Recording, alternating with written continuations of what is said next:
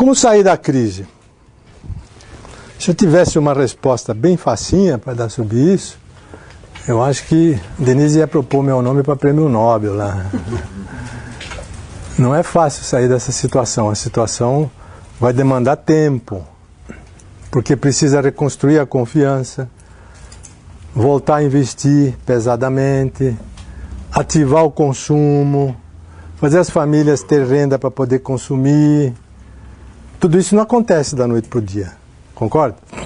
É um processo que vai demorar. Nós não vamos sair dessa taxa de desemprego tão rapidamente.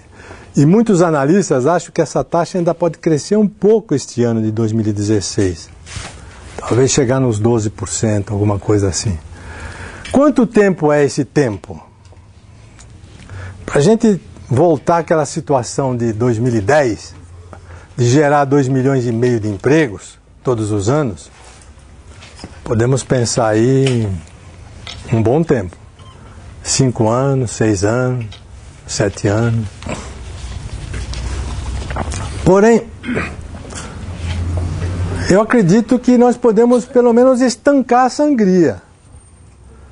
Estancar a continuidade do desemprego. E também penso que dá para, nos próximos 12 meses, ao longo dos próximos 12 meses, voltar a gerar um pouco de emprego. E se nós olharmos para a economia, nos vários setores, e perguntarmos qual é o setor que gera emprego mais rapidamente e em grande quantidade, que é isso que a gente quer, né? A gente quer setor que gera emprego depressa e em grande quantidade, né? Se for em pequena quantidade, não interessa muito, né? Por exemplo, se você multiplicar as papelarias aqui na cidade de São Paulo, elas vão gerar emprego, elas vão contratar um funcionário, né? Mas é pouquinho. Qual é o setor, qual é a atividade que gera emprego em grande quantidade e de modo rápido? O que vocês acham? É? Qual? Indústria? Construção civil. Construção civil. É o setor que gera emprego em grande quantidade e rapidamente. E dentro da construção civil, ou dentro do setor da construção, qual é o tipo de obra que gera mais emprego em grande quantidade e depressa? Obras de infraestrutura. Isso, exatamente, infraestrutura. Obras de infraestrutura. Estradas, rodoviárias, ferroviárias, portos, aeroportos, armazéns, usinas elétricas, geram em grande quantidade e rapidamente. Vamos ver, por que rapidamente? Porque tendo o projeto pronto, contrata as empresas construtoras, que têm capacidade de construir, com um projeto pronto, logo elas montam um canteiro de obras e passam já a contratar. Já a partir da montagem do canteiro de obras já passam a contratar. Então esse setor é um setor privilegiado em termos de geração de empregos depressa. E por que é grande quantidade obra de infraestrutura? Porque a obra de infraestrutura demanda mão de obra em grande quantidade, primeiro para fazer a própria construção. Você imagina, por exemplo, construir uma usina elétrica. Para construir uma usina elétrica, fazer uma barragem, para reservar água, construir todos os geradores, é rápido. Quer dizer, usa muita gente, é intensivo em mão de obra. Mas além da obra em si, a infraestrutura gera emprego para trás. Ou seja, gera emprego para quem produz o cimento que vai na barragem, para quem produz o ferro que vai na barragem, para quem vai produzir o gerador que vai gerar energia na usina. Gera muito emprego para trás, ela tem uma demanda muito grande para trás em termos de necessidade de mão de obra. Por isso que ela é impactante, ela gera em grande quantidade. E uma vez pronta a usina elétrica, ela vai gerar muito emprego para frente, porque ela vai oferecer energia elétrica para todo o setor industrial, agrícola, comercial da região. E aquilo impulsiona e alavanca a atividade dos setores. Então, infraestrutura tem um efeito multiplicador de geração de emprego que nenhum outro setor tem igual. E o Brasil precisa de melhorar a infraestrutura? Como precisa, né? Como precisa. E o Brasil tem projetos prontos? Tem. Quase todos os projetos estão prontos. Só para, por exemplo, você fazer a manutenção das rodovias atuais, que estão todas esburacadas, não precisa nem muito projeto, é só entrar e começar a fazer. O que falta no Brasil? Falta confiança e investimento, dinheiro. Aqueles primeiros fatores que nós vimos lá na transparência número 1. Será que dá para contornar essa questão de confiança e investimento? Elas estão muito relacionadas, confiança com investimento. Nós não vimos isso? Quando o investidor confia, ele investe. Como é que está o quadro do dinheiro no mundo hoje? Vocês devem acompanhar pela imprensa e saber que no exterior, por exemplo, no exterior, os juros pagos são juros negativos. O sujeito que tem dinheiro no exterior e põe dinheiro no banco, ele está pagando o banco para o banco guardar dinheiro para ele. Ele está pagando o banco, está negativo. Por quê? No exterior não tem alternativa de investimento que possa dar lucro bom para eles. Aqui no Brasil tem tudo, porque a infraestrutura é mais do que necessária. O que falta? Falta a garantia para o investidor que ele vai entrar de sócio aqui numa obra dessa, num aeroporto, por exemplo, voltando ao exemplo do aeroporto, em que ele vai ter 51% das ações e que vai poder explorar o aeroporto dentro de determinadas regras, é claro, por 20 e 30 anos. Então, voltando à confiança no investidor, nós vamos ter a participação de muito investimento estrangeiro, na infraestrutura.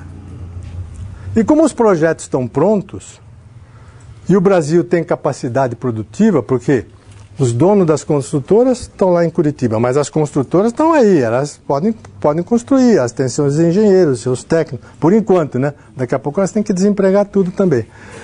Então, unindo o capital externo, junto com o capital interno, num clima de confiança e junto com as construtoras brasileiras, eu acredito que é possível dar um impulso muito grande nas grandes obras no Brasil, na área da infraestrutura, e com isso começar a gerar emprego. E se gera emprego numa obra, vai gerar emprego nos serviços também da região.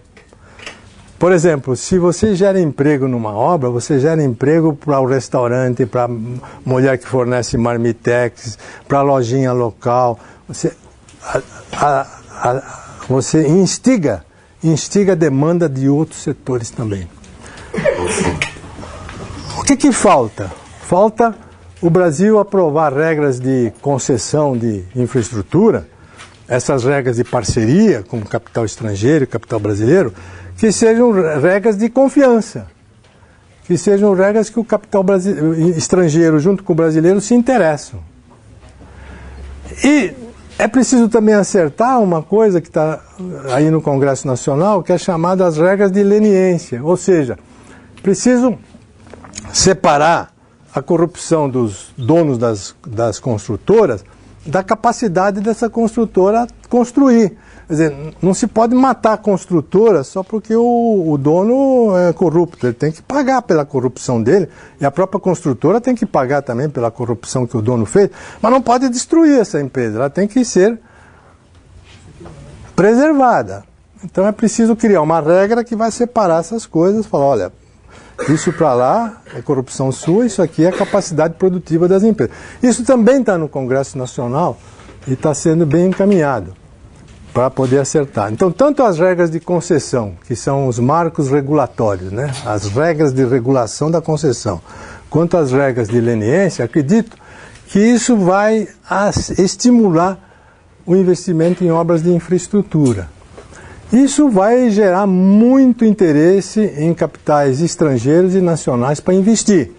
E vão perder o medo de contratar. Vão perder a insegurança que eles têm hoje para contratar. Bom, vou contratar hoje, mas e aí onde é que está a demanda? Não, a demanda está ali. É o projeto. O projeto vai gerar muito emprego e, além disso, vai gerar muito emprego em outros setores. Então, penso eu, claro que eu não posso assinar isso e dar para vocês como um cheque em branco garantido. Penso que o Brasil tem chance, ao longo dos próximos 12 meses, parar de desempregar e começar a empregar nesses setores. E empregando nesses setores, o 2017 já vai instigar o emprego em outros setores, nas periferias dos outros setores. E até lá, é possível que 2 mudanças já tenham sido aprovadas. A primeira é da Previdência Social, que vai diminuir o déficit do governo. Porque diminuindo o déficit do governo, tem um efeito muito positivo na economia. Quando o governo tem um déficit muito alto, como é que ele vai financiar esse déficit? Como é que ele vai cobrir esse déficit? Ele vai no mercado e vende papéis, não é isso? Vende títulos. Quando ele tem um déficit muito alto e vai vender o título, quem compra quer um juro muito alto, não é isso? Todos nós que vamos comprar um CDB do governo quer um juro alto, não é isso? Quando você vai elevando a taxa de juros, você vai desestimulando o investimento produtivo. Então, acertando a Previdência, que é um item importante no déficit público, vai diminuir o déficit público, mesmo que não seja um impacto imediato, mas vai sinalizar para o futuro uma taxa de juros mais baixa. Com uma taxa de juros mais baixa, o investidor pode se emprestar, pode tomar dinheiro emprestado, investir e gerar mais emprego. E aí, com taxa de juros mais baixa, o consumidor também, que começa a entrar no emprego novamente, passa a consumir. Então é uma reforma importante que provavelmente vai acontecer no início do ano que vem. E também alguma reforma na CLT, para diminuir um pouco essa despesa de contratação, mas principalmente para criar esse tipo de contrato que eu acabei de dizer para vocês, para ajudar o jovem. Aprovar essa ideia do contrato de formação para poder empregar o jovem recém-formado com mais facilidade. Então, digamos, estou querendo terminar aqui com uma mensagem de esperança fundada. Não é apenas o desejo de que tudo dá certo, porque todos nós temos esse desejo, não é? Eu penso que o Brasil que está tomando essas medidas aí, e mudar as regras, isso pode estimular bastante o investimento na infraestrutura. E com isso nós vamos passar de um quadro hoje que só desemprega para um quadro que vai começar a empregar. Claro que política está no meio disso, né? A tal da confiança depende muito da condução política, daquilo que acontece com a tramitação desses projetos todos de marcos regulatórios, regras de leniência no Congresso Nacional. Há uma grande insegurança no governo atual, porque o governo atual é interino. E não se sabe se ele vai continuar ou não vai continuar. A Dilma foi afastada por 55 votos, não é isso? Agora ela tem que ser outra vez julgada para ver se ela vai ser afastada em definitiva ou não. Para ser afastada em definitiva, ela precisa 54 votos. Perdão. Para afastar definitivamente, é preciso 54 votos a favor desse afastamento definitivo. Foram 55. Quer dizer que, se 2 votos virarem e baixar para 53, não vai dar os 54, e a Dilma volta. É claro que o investidor está de olho nisso. Ainda ele não vai chegar e falar, olha, vou investir já. Não vai. Ele está de olho, ele está olhando os marcos regulatórios, as regras de leniência, ele está olhando tudo isso aqui, com disposição de investir. Mas vai depender do que vai acontecer daqui 2 meses, não sei quando é que vai ser essa definição do impeachment. Mas na hora que definir se de fato for mantido o governo Temer com essas regras aprovadas no Congresso, acredito que o Brasil passa a ter um clima de confiança e aí nós voltamos lá naquela primeira transparência. Investimento cresce, consumo cresce, crédito cresce, as pessoas começam a gastar, gastando, a roda da economia passa a girar e o emprego passa a ser criado novamente.